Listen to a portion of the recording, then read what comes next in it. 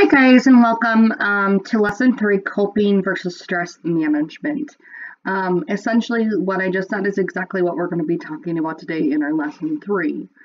So our learning outcomes for today is we're going to relate common teen stressors and stress symptoms to your own situations that you experience in your life.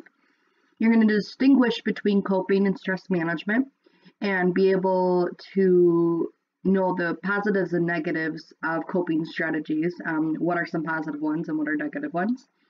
And then 3, you're going to be able to evaluate your own stress levels and the consequences of coping strategies. Some consequences can be positive and some consequences can be negative. These are all things that we'll be discussing in today's lesson. So let's get started. Excuse me. The first things you should have done, you should have completed the stress inventory first. This is in the tab for week 1. So if you haven't done so already, I would pause this video and go back and take the stress inventory. This is going to really lead a lot of kind of what we'll be talking about today and kind of help you a little bit more with the things we talk about in our discussion, along with assignments that come later. After you complete the inventory, you're going to answer the discussion questions on the discussion posts and then watch the video lesson, okay? These are all kinds of things we're going to be talking about today. You can do 2 or 3 first, but just make sure the number one thing you do is complete the stress inventory, okay? All right, so let's talk about that. Now that you have taken your stress inventory, what you're going to be doing is we're going to be talking about coping strategies, okay? Now, there's 3 different types of coping strategies we tend to use, and that's distractions, avoidance, and escaping. These are also common things we talk about when we are using thinking errors, when we're in trouble or in moments of distress. Oftentimes, these are the things we do in order to get ourselves out of that. But this is how people generally cope with things that are stressful for them. Now, there's also types of coping strategies that are positive and negative. So I want you guys to understand that not everything is negative, and not everything is positive. What works for one person might not work best for somebody else. So we're going to be talking about stress and how we can do things with our body, our mind, our behavior, our emotions, things we can do to manage that. So let's keep going. So let's talk about the first category, distractions. Well, distractions are relatively harmless, but they're also short-lived. And at least it's the least potent method of coping. So what that basically means is it's not something that's going to last you for a long time.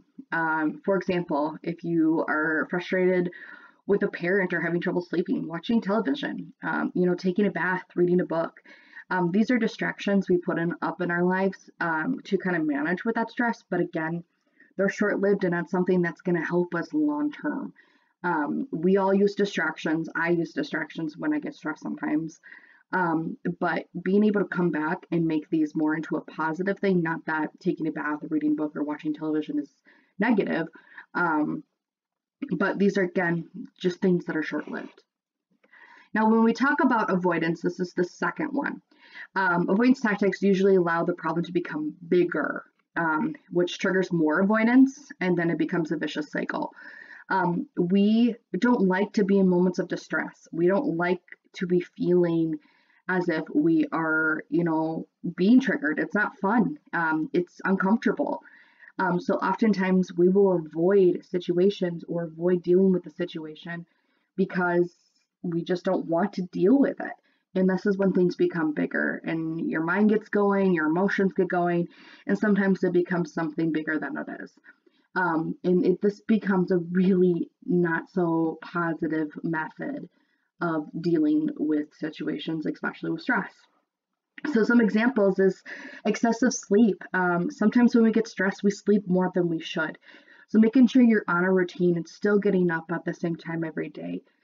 If your body's physically tired and you need sleep, absolutely get some sleep. That's a positive thing. But when you're overly sleeping, then maybe the recommended times you should be like 7 to 8 hours a night, then you should probably, maybe realize that you're maybe avoiding something. Maybe it's avoiding getting up in the morning going to school, For me, sometimes it's avoiding and doing the chores around the house, like the laundry, walking my dog, those kinds of things. Procrastination. This is a huge one. Um, this is essentially like you're avoiding doing your homework. You're avoiding getting things done. You're avoiding doing your chores that your parents are asking you to do. These are all things that we do in our daily lives. I am a horrible procrastinator when it comes to stuff, especially my homework that I have for my school. Um, Procrastination, though, for some people can be a positive, and I just want to touch on that for a second. Although it's seen as a very negative thing, some people work better when they are asked to do that. Now, although you may be able to work better, one of the things I want to touch on is that sometimes it's negative for your health. It can cause distress for your body, although when you procrastinate. So it's important to chunk things over time. And even as an adult, I'm still learning how to do that, even though I'm really good at working, kind of the last minute kind of things. So it's important for me to understand procrastination and how it impacts me in my work ethic, but also how it impacts me as I like my overall health. So just things to keep in mind when you're procrastinating. Wearing headphones in class, you're avoiding doing work. We all have headphones. When I was in college, my freshman year, it was hard for me to stay focused in a lecture hall of 200 kids that were all there learning to be a nurse. And for me, like I was bored. There's a lot of information coming at me, but it was avoidance of the issue that I was struggling to understand the things in class. So I would distract myself and say, oh, I'll do it later. Again, avoiding and procrastinating. This is also a big one, avoiding when you feel ill. Oftentimes, like workaholics like myself, we are oftentimes wanting to keep working even when we're feeling ill. But what ends up happening is that our bodies tend to have more of a dramatic effect when you're feeling ill because you keep avoiding it. So it's important to take care of your health. If you're feeling sick, lay down for a little bit, drink some water, eat some healthy fruits and vegetables, maybe go for a walk, get some fresh air. When you're not feeling well, it's important to take care of yourself, because if you can't take care of yourself, you can't take care of others. So make sure that you aren't avoiding when you realize your body isn't acting how it normally should. This past winter, I had bronchitis and I kept avoiding going to the doctor, kept saying I'll be fine, I'll just keep working. And what ended up happening is it got worse and I had a double ear infection and it just impacted my whole ability to work, and I had to call in sick instead of, going in and just getting diagnosed so I could get on those medications so that I could take care of myself so I could teach and do my job. So it's very important to make sure that you are taking care of your health. This is so important, even as young adults as yourselves. So make sure that you're not avoiding. Avoiding, it becomes a vicious cycle. Try not to avoid and find healthier coping mechanisms, which we'll be talking about soon. The escapist. Well, this is the extreme measure of avoidance. It limits coping when basically you want out. You're at your limits. However, this can have serious consequences. For example, skipping school, running away from home, abusing drugs and alcohol. Now, these are all pretty extreme things, but this is why it's an escapist. This is the extreme measure of avoidance. Essentially what's happening is you're so stressed out that you just need out, that you just need to eliminate yourself from the situation. And this could have negative consequences. I mean, if you're overly stressed at work and you take a day off, oftentimes what happens is that stress becomes even more because you're thinking about, am I going to get in trouble because I took a day off of work? Am I going to get in trouble because I still have work to do when I get back? You're avoiding the things you need to be getting done still. You're not taking care of your health, even though you may consider mental health day. There's a lot of other things going on. So just keep that in mind. So the other thing is like skipping school. When things are stressful at school, it's hard to be at school sometimes, absolutely. but not solving the issue and maybe not working with it or around it, it causes us to, again, escape the issues. It's important for us to address them in the moment and address them when we're going through these things. Otherwise, we fall into these really negative stress management and coping skills that aren't good for us. Abusing drugs and alcohol. This is why a lot of people get addicted to drugs and become alcoholics. I'll be honest, I grew up with a lot of alcoholics, and it's because they were stressed in their lives. We were struggling with money. People, find coping mechanisms that aren't good. And what ended up happening is sometimes people got pretty aggressive, verbally and physically. What ended up happening is that, some people lost their jobs because they couldn't go to work because they were still, intoxicated from the day before. It also caused problems financially too, because they were spending so much money on these things that they didn't really need, instead of finding healthy coping mechanisms. When we are stressed and don't know how to handle things, a lot of people struggle with being able to deal with it. And so a lot of times people find ways out, essentially, and use extreme measures. Now, there's a difference between maybe enjoying a drink or two versus, using it as a means to escape when you're feeling stressed. There's a lot of jokes around it, but however, you should take it so seriously because it can become a habit that essentially can affect the rest of your life. And obviously we won't go into that, but it's important to understand that escaping the problem does not solve it and has serious consequences, either for you currently or even down the road. So just keep that in mind. If you're having issues, talk to somebody and we'll find ways to cope with it. So let's talk about some real life examples. So we talked a lot about some negatives. So let's talk about some positives for a little bit. Some real life examples when we're talking about positives is going for a walk. If you get in a fight with your parents or siblings, take a walk around the block.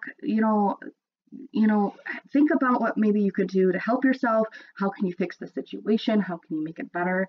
Sometimes when emotions are so high, we forget about the actual problem that we're dealing with.